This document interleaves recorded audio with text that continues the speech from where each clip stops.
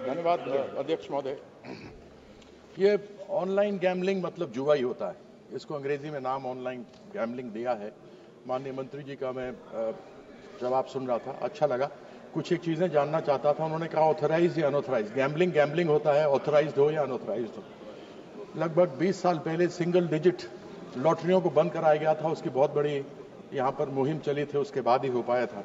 आजकल हम देखते हैं कि board of control for cricket India के अंदर भी स्पॉन्सर्स हैं जो कहते हैं कि आप टीम बनाइए और पैसे कमाइए।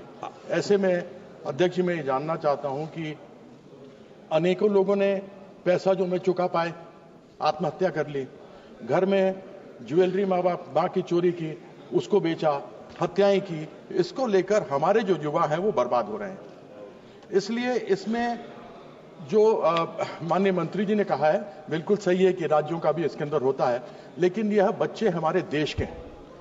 इन बच्चों के ऊपर जो बुरा असर हो रहा है, जो परिवार बर्बाद हो रहे हैं, जो आत्महत्या कर रहे हैं, जो चोरी चकारी और डकैती कर रहे हैं, इसको रोकने के लिए सामूहिक रूप से मैं मंत्री जी से जानना चाहूंगा कि वो क्या कर रहे हैं जिससे कि हमारे जो बच्चे हैं वो बर्बाद ना हो।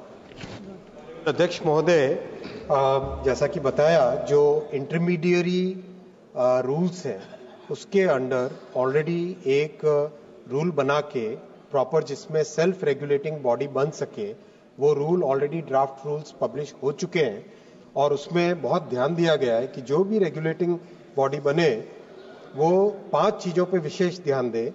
इसमें गेमिंग से रिलेटेड, ऑनलाइन गेम से रिलेटेड मैटर्स में कहीं पर कोई हार्मफुल कंटेंट न जाए, कहीं पर बच्चों को उसका एक्सेस न मिले, कहीं पर एडिक्शन न हो, एज रेटिंग का एक मैकेनिज्म बने और पेरेंटल कंट्रोल का एक मैकेनिज्म बने।